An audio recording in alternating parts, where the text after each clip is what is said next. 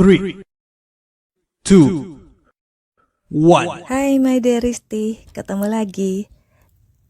Riri sudah kembali duluan. Sarah dan Rio menyuruh Riri untuk membuka usaha sendiri supaya tidak bergantung pada siapapun dan bisa membiayai kehidupan dirinya sendiri ataupun ibu dan adiknya. Riri memilih untuk membuka warung di kampungnya. Tentu saja Sarah dan Rio yang memodalinya. Bukan untuk membayar Riri atas perbuatan Rio atas kesalahan Rio, tapi itu jalan terbaik untuk Rio dan Riri. Sarah juga sudah memikirkan semuanya.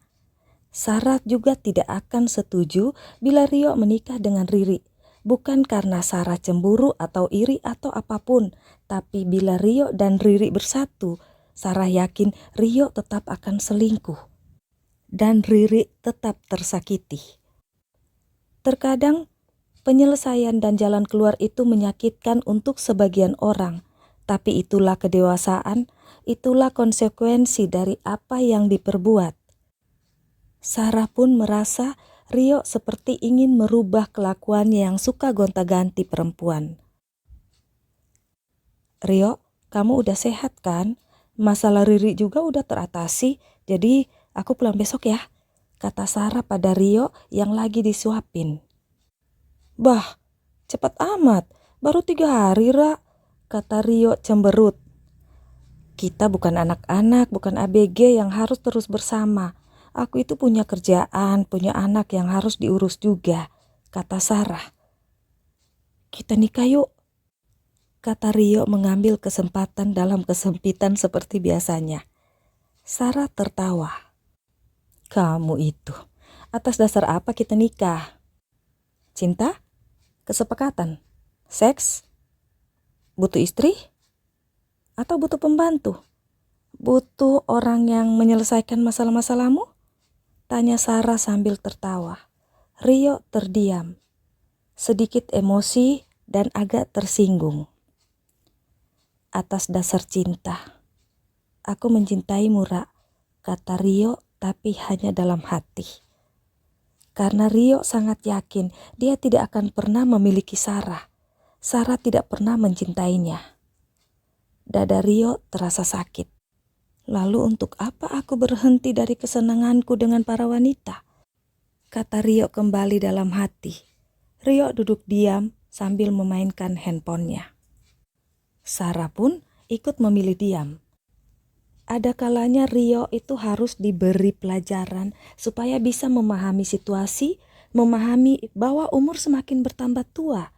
Harusnya lebih memikirkan hal-hal yang bikin lebih baik, bukan mengikuti ego. Jadilah Sarah dan Rio itu seperti anak kecil saling bermusuhan, saling diam-diaman. Sarah memilih untuk membersihkan kamar yang agak berantakan karena beberapa hari ini dia fokus mengurus Rio yang sakit. Sarah mengumpulkan semua pakaian kotor Rio dan mencucinya. Rio selalu melarang Sarah saat mencuci bajunya dan menyuruh untuk di laundry saja. Tapi Sarah memilih untuk mencucinya sendiri karena merasa itu pekerjaan yang ringan, baju kotor Rio tidak terlalu banyak dan pasti lebih bersih. Setelah itu Sarah membereskan baju dan barang-barangnya. Sarah packing karena tetap ingin besok pulang Jakarta. Si Rio walaupun diam tapi mengikuti semua gerakan Sarah dengan sudut matanya. Dia tahu Sarah akan tetap pulang walau Rio melarang. Sarah yang sangat mandiri. Dan situasi begini selalu menyakitkan dan terasa berat bagi Rio. Padahal segala kesenangan, segala masalah yang dia perbuat sengaja dia lakukan supaya mendapat perhatian dari Sarah. Lalu, untuk apa aku berubah jadi baik? Pikir Rio agak marah, mengambil kunci mobilnya dan keluar dari kamar. Sarah membiarkannya dan terus membereskan barang-barangnya dan barang-barang Rio. Setelah selesai, Sarah bersantai sambil bermain dengan handphonenya, bermain game, baca berita di Google, ataupun menulis puisi, cerpen, atau apa saja yang menyenangkan untuk dia lakukan. Sampai tak terasa, Sarah tertidur tanpa makan. Dia terbangun saat Rio menyalakan TV dan menonton berita. Berarti tadi Rio membawa kunci kamar tanpa Sarah sadari. Jadi dia bisa masuk tanpa membangunkan Sarah. Sarah menguap dan melihat jam di handphonenya. "Kamu sudah makan, Yok?" tanya Sarah. Sarah lupa kalau mereka lagi musuhan. Kita lagi musuhan ya?" sambung Sarah lagi. Rio mau gak mau jadi tertawa. Rio mendekat ke arah Sarah yang sudah dalam posisi duduk, lalu menyenderkan kepalanya ke bahu Sarah. Bertambah lagi tugasku, menjadi bahu tempat sandaran playboy," kata Sarah. Rio tertawa. Dia sudah sangat terbiasa dengan omongan Sarah yang suka menyindirnya. "Jangan pulang besok ya, Ra," bujuk Rio. "Oh, ternyata ini bujuk rayu toh," kata Sarah tertawa. "1 hari aja, Ra. 1 hari aja. Tunda ya." Rio memasang muka yang sangat memelas. "Boleh, tapi kamu yang bayar tiket pesawatku ya," balas Sarah. "Oke Nyonya, itu mah perkara gampang," kata Rio gembira dan mematikan TV. "Loh kok dimatikan?" tanya Sarah. "Aku ingin ngobrol denganmu aja, kalau perlu sampai pagi," kata Rio lagi. "Bener ya, sampai pagi? Taruhan, ayo taruhan ya, 1 juta, kata Sarah. "Oke, siapa takut? Deal," Rio setuju. "By the way, kamu punya uang emang?" tanya Sarah meledek Rio. "Tenang aja, Ra. Tiket pesawat itu bisa aku cicil di temanku yang punya travel. Kalau kalah taruhan ya aku bisa kasbon di kantor." Jawaban Rio itu tentu saja membuat Sarah tertawa terpingkal-pingkal. Rio benar-benar hidup tanpa beban, tanpa memikirkan apapun sebab akibatnya. "Tapi aku gak bakal kalah taruhan sama kamu. Kamu tahu kan dari dulu aku itu suka begadang dan susah tidur," kata Rio sangat yakin akan menang taruhan. "Lumayan kan, 1 juta buat bayar tiket Sarah," kata Rio dalam hati dan tertawa. Sarah pun tertawa dalam hati. "Yok, apa kabar sih Nita?" tanya Sarah saat mereka berdua bermain ular tangga di atas tempat tidur. "Gak tahu," jawab Rio singkat. "Benar-benar gak ada komunikasi? Benar-benar putus?" tanya Sarah lagi.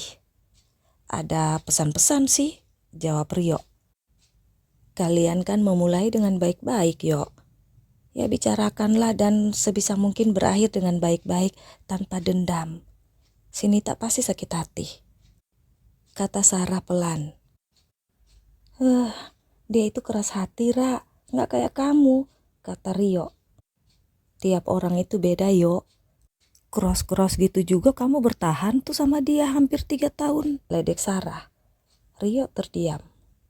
"Malas aku bicara tentang dia, Ra." Dulu tiap telepon aku topiknya Nita terus, ledek Sarah lagi. "Abis aku emosi, Ra. Belum sempat aku bicara dia udah kasar duluan. Belum lagi teman-temannya yang ikut-ikutan kirim pesan maki-maki aku," kata Rio. Sarah teringat pesan-pesan teror yang dia terima. "Sekalipun begitu, tetap usahakan dibicarakan baik-baik, Yo. Jangan balas dengan kasar juga. Kamu itu kan orangnya temperamental, emosian, cepat banget kepancing. Belum lagi sensinya tingkat dewa deh. Kalau urusan sensi itu kamu bapernya itu bener-bener dewa pun kalah," kata Sarah sengaja memancing emosi Rio. "Apa Nita tahu kalau kamu sering selingkuhin dia?" tanya Sarah lagi. Aku matiin televisi memang pingin ngobrol, Ra. Tapi bukan ini topik pembicaraan yang kuinginkan," kata Rio kesel. "Apapun yang Nita tahu, akulah penyebab putusnya kalian," kata Sarah pelan. "Sarah Andrea, dengarkan ya. Aku itu putusin Nita bukan karena kamu, tapi karena aku memang sudah merasa tidak nyaman dengannya," kata Rio menjadi gak enak pada Sarah. "Nah itu dia, harusnya kan kamu menyelesaikannya tanpa melibatkan aku, Yo. Apalagi kita pura-pura pacaran begini, kata Sarah lagi. Ra, aku kan udah bilang sama kamu, sekalipun kamu gak bantuin aku akan tetap putusin Nita. Aku akan tetap berpisah dengannya, sekalipun dengan cara aku harus tidur dengan perempuan lain. Sekarang pun, aku sudah putus dengannya. Dan kita berdua tidak ada hubungan apa-apa kan? Kata Rio agak emosi. Ya iya, tapi tetap saja Nita tahu kita berdua itu pacaran. Teman-temannya, temanku, temanmu. Bahkan semua teman-teman di FB ku dan FB-mu itu tahu kita berdua pacaran. Ya terus kenapa emangnya kalau kita berdua pacaran? Kalau semua dunia tahu juga kenapa emangnya? Rio masih emosi. Kamu duda, aku janda. Apa kau kira orang-orang itu akan berpikir kita seperti anak ABG yang kalau ketemu cuma pegangan tangan, senyum malu-malu gitu? Tanpa seks? Tidak tidur bareng? Suara Sarah agak meninggi. Rio tertawa melihat mimik Sarah. Ya kalau mereka berpikiran begitu, ya udah kita buktiin aja, kita lakukan seperti apa yang mereka pikirkan. Jadi nggak ada masalah kan? Gitu aja kok dibawa repot sih, Ra? Kata Rio dengan lucu menggoda Sarah tanpa beban. Kalau gitu, aku cerita aja terus terang pada Nita semuanya. Supaya aku gak disalahin, supaya Nita gak musuhin aku, dan semua orang-orang tidak menganggap aku itu merebutmu darinya. Aku juga akan ganti foto profil kita di FB. Aku akan apa aja pokoknya umumkan bahwa kita berdua itu hanya kesepakatan saja. Gimana? Itu lebih gampang dan beres kan? Yeay! Sarah membalas meledek Rio. Ya sudah, telepon tuh si Nita. Telepon. Cerita aja apa adanya. Cerita semuanya cerita aja, Ra. Dan kamu akan ngeliat aku akan tidur dengan banyak wanita. Sumpah, Ra, aku akan lakukan itu. Rio menjadi sangat emosi. Sekarang kita lihat. Siapa yang ngeledek, siapa yang godain aku, siapa yang dari tadi bikin aku emosi, sekarang siapa yang emosi, siapa yang darah tinggi. Ayo. Jangan terbiasa darting begitu, buaya. Nggak baik. Nggak baik itu untuk kesehatanmu. Emang kamu nggak mikirin aku? Kalau kamu mati kan aku jadi janda kedua kali lagi, yo. Kamu nggak mikirin itu ya? Nggak kasihan sama aku? Kata Sarah dengan muka yang sangat memelas.